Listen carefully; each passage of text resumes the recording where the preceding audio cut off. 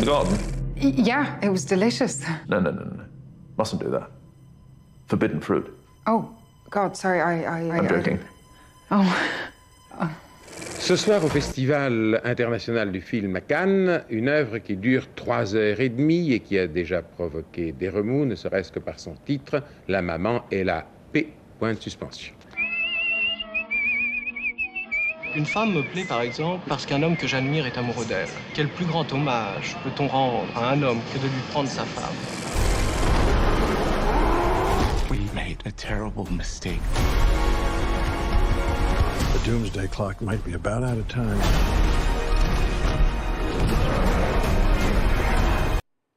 Men, un conte horrifique et féministe, la ressortie événement de La maman et la putain, et oui, moi je le dis, de Jean Eustache, et le nouvel opus de la saga Jurassic World. C'est le programme de ce nouveau numéro 100% cinéma de À l'affiche. Bienvenue à tous et bonjour Thomas Borez. Bonjour Louise. Avec nous comme chaque semaine, on va commencer donc avec un film découvert cette année à Cannes, Men, de l'anglais Alex Garland. Voilà, et deux mots sur Alex Garland. Il a d'abord avancé dans la roue du réalisateur Danny Boyle. C'est lui qui avait écrit le roman La plage, qui avait été ensuite adapté. Puis 28 jours plus tard, et enfin Sunshine, il a pris ensuite son indépendance pour devenir cinéaste, et il est adepte des atmosphères oppressantes. On se souvient peut-être de ces films de science-fiction minimalistes. Il y avait Ex Machina avec Oscar Isaac et Alicia Vikander, ou encore Annihilation avec Nathalie Portman. Alors, voici Men. Men, c'est l'histoire d'une jeune femme confrontée à un drame personnel qui décide de se retirer pour faire un peu le point dans la campagne anglaise. C'est une très mauvaise idée, Louise. Regardez.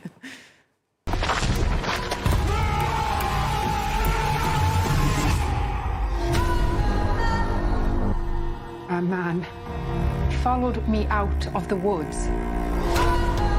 He was stalking me. What makes you say that? I saw him twice. Twice. I don't know if he saw you once.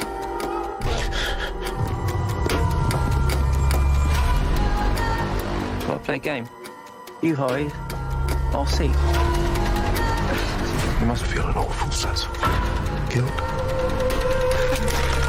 Stay away from me. Why are you doing that? What are you? Et voilà, Men, avec dans le rôle principal Jessie Buckley, l'actrice qu'on avait vue récemment dans Lost Daughter ou encore à la série Tchernobyl. France 24 l'a rencontrée au Festival de Cannes. Elle nous raconte la portée féministe de ce film d'horreur. J'ai travaillé avec des acteurs masculins incroyables sur ce film. L'enjeu de ce scénario, c'était de mettre en scène les archétypes d'une masculinité toxique à travers le temps et les époques. Et pourquoi ce type de masculinité revient de manière cyclique. Et je ne dis pas que tous les hommes sont comme ça. Je dis juste que cela peut être le cas chez certains hommes dans certains contextes. Souvent d'ailleurs, c'est le résultat d'une douleur, d'une blessure qui ne cicatrise pas. Voilà, merci de préciser que tous les hommes ne sont pas comme ça. Alors, c'est vrai que c'est un film post-MeToo, elle a raison de le dire, sur une femme traquée, harcelée. Alors, à noter que l'une des grandes idées du film, vous l'avez peut-être vu dans la bande-annonce, eh bien, tous les hommes du film portent le visage d'un même acteur, en l'occurrence Rory Kinnear. Particulièrement effrayant, d'ailleurs. Particulièrement effrayant, absolument. Alors, on pouvait imaginer Men comme le récit d'une réparation, c'est tout l'inverse qui s'opère ici, on l'aura compris. À noter aussi qu'Alex Garland, il s'inscrit en fait dans un genre très branché qui s'appelle le folk horror. En fait, l'idée, c'est les films fantastiques qui convoquent des vieilles traditions. On avait découvert par exemple The Witch de Robert Eggers ou encore Midsommar d'Ari Aster. Voilà, le film fourmille de trouvailles visuelles et dramatiques. Alors moi j'étais un peu perturbé quand même par cette mise en scène qui pêche par certaines affaîtries esthétiques, et c'est vrai qui font ressembler certaines séquences qui, si elles sont d'ailleurs très flippantes, un peu parfois à des pubs. Voilà, à noter que le film est quand même interdit au moins de 12 ans. On va passer à un événement cinéphile, la ressortie d'un classique du cinéma français, La maman et la putain de Jean Eustache. Le film, Thomas, réapparaît en version restaurée après des années à être resté complètement invisible. Voilà, Jean Eustache s'est donné la mort, lui, en 1981, d'une balle dans le cœur, laissant son œuvre et sa suite à son fils, Boris Eustache, qui s'est toujours refusé, en fait, à ce qu'un distributeur restaure et ressorte les films de son père, et notamment La maman Maman et la putain, de peur en fait d'en être dépossédé. Résultat, La Maman et la putain n'a jamais pu vraiment être restaurée et circulait presque sous le manteau. Alors certains le voyaient dans des VHS un peu pourris, soit repiqués en DVD avec des sous-titres coréens, ou alors dans des projections à la Cinémathèque dans une copie indigne de la réputation de ce film. Paradoxalement, ça a créé, et on imagine bien, un véritable culte autour d'un film avec une réputation vraiment maudite, invisible mais finalement vu par tous pour peu qu'on voulait s'en donner la peine. Bref, les films du Losange, cette maison historique, cette société de production créée notamment avec Éric Rohmer, et coproductrice à l'époque du film, a eu gain de cause auprès de Boris Eustache, qui a enfin accepté qu'on restaure La Maman et la putain. Elle a d'ailleurs été redécouverte, cette copie, à Cannes récemment. Voilà, c'est un film qui, du coup, va rester éternellement jeune. C'est un vrai miracle qui surgit du noir. Bon, alors rappelez-nous quand même en quelques mots l'histoire de ce film, de ce classique du cinéma.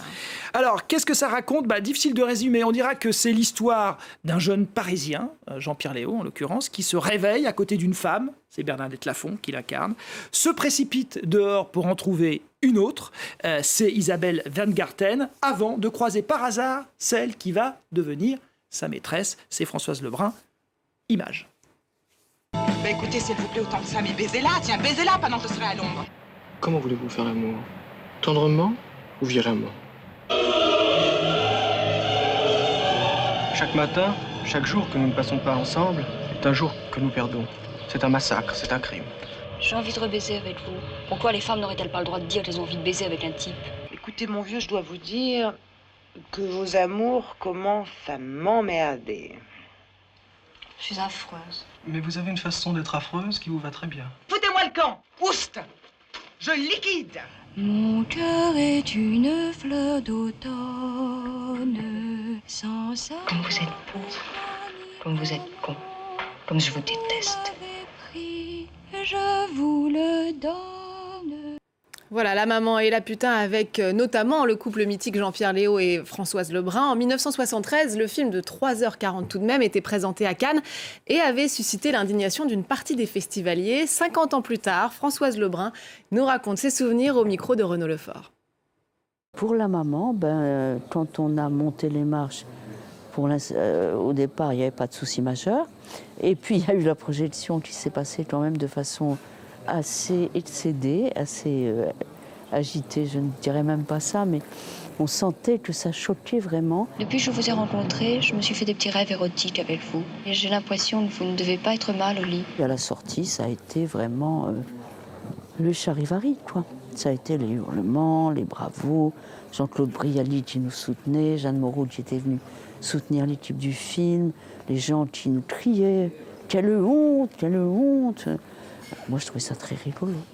Alors c'est vrai qu'entre l'indignation et les bravos, c'est les bravos qui ont eu gain de cause, parce que cette année-là, à Cannes, la présidente du jury, Ingrid Bergman, qui pourtant n'aimait pas le film, a récompensé, on les voit sur ces belles images, Jean Eustache du Grand Prix, du Festival de Cannes cette année-là.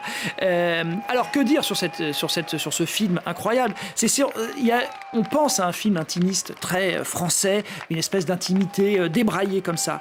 Mais Eustache, avec ce film, c'est une œuvre puissante, déchirante. C'est un long poème en prose où la vie prend des allures vraiment de drame fantastique, où le désespoir a du mal à laisser la place à une quelconque espérance, où du réel, enfin, surgit, le réel surgit dans toute sa puissance dévastatrice. La parole ici devient un muscle, c'est elle qui donne le rythme, qui définit même l'espace du film. C'est un film unique, important et drôle aussi, sous ses allures d'astre noir. On vous sent conquis. On va passer à un documentaire, Thomas, Mizraïm, les oubliés de la terre promise, du nom donné aux Juifs d'origine arabe en Israël, souvent discriminés. La cinéaste israélienne Michal Boganim nous raconte leur histoire entre résignation et révolte. Voilà, c'est une histoire en fait que moi personnellement je ne connaissais pas, et cette discrimination effectivement en Israël. Alors la réalisatrice en revanche, moi je la connaissais un petit peu, elle avait fait un documentaire très intéressant qui s'appelait Odessa, et une fiction également sur la catastrophe de Tchernobyl, La Terre outragée. C'était avec Olga Olga Kurilenko il y a quelques années. C'est intéressant parce qu'à travers tous les témoignages très émouvants de gens qui viennent vraiment d'horizons très différents, elle dessine aussi en creux le portrait de son père. Son père qui a été accompagné d'une révolte qui a eu lieu dans la foulée des Black Panthers. D'ailleurs, c'était le modèle de tous ces Mizraïm, de ces orientaux d'Israël qui se sont battus, qui se sont révoltés pour exister et ne pas être discriminés. Donc c'est vraiment un documentaire passionnant. On va terminer avec le blockbuster Jurassic World, le monde d'après, où, Thomas, il est forcément question de créatures préhistoriques effrayantes. Voilà, qui vivent alors en harmonie avec les humains, mais on le sait, l'humain est un prédateur, les dinosaures le sont aussi, d'une certaine manière, et donc forcément, au bout d'un moment, ça coince. Alors, je les ai comptés, c'est le 6e opus de la saga. La chose avait, on s'en souvient peut-être, débuté sous l'égide quand même de Steven Spielberg, avant de passer de main en main par des cinéastes dont le nom nous échappe toujours un peu. Alors, celui-ci se nomme Colin Trevorrow, déjà auteur de l'opus précédent, pas la peine de le retenir, à mon avis, on va l'oublier. Alors les vrais dinosaures de cette saga, les vrais dinosaures de cette saga, on les a eu peut-être, c'est Laura Dern et Jeff Goldblum, les seuls rescapés des premiers épisodes. Ils sont toujours là et assurent un semblant de continuité. Quant à la carrière US d'Omar Sy, qui a un petit rôle ici, on peut pas dire que ce soit du grand art. Alors plutôt que ce monde d'après, Louise, qu'est-ce qu'on va faire? Eh bien, on va peut-être aller visiter une exposition à Porte de Versailles de Paris, le temps des dinosaures, voilà comment ça s'appelle, où grâce à une scénographie monstre, vous pourrez vous aussi côtoyer certains tyrannosaures ou tricératops. Voilà, 50 dinosaures animés prennent vie à Paris Expo. Ça a l'air très beau. Voilà, alors je ne devrais pas dire ça, mais mon petit doigt me dit que l'expo doit être plus intéressante que le film. Voilà, une fois n'est pas coutume, Thomas Borez nous invite à aller au musée plutôt qu'au cinéma. Merci beaucoup Thomas, à la semaine prochaine. C'est la fin de cette émission. Merci à vous de l'avoir suivi. N'oubliez pas de nous retrouver sur france24.com ainsi que sur tous nos réseaux sociaux. On va se quitter avec des images de Jurassic World, le monde d'après, avec notamment le retour de l'acteur Sam Neill, près de 30 ans après avoir joué dans le premier Jurassic Park. C'est vrai que je l'avais pas cité. Je vous laisse découvrir et vous dis à très vite. A baby raptor? I made a promise we would bring her home. You made a promise to a dinosaur? Yeah. Why? Everybody hold on to somebody.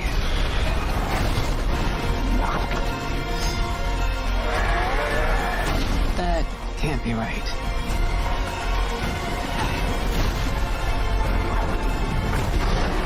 What is that? Biggest carnivore the world has ever seen. Run! See? Not so bad.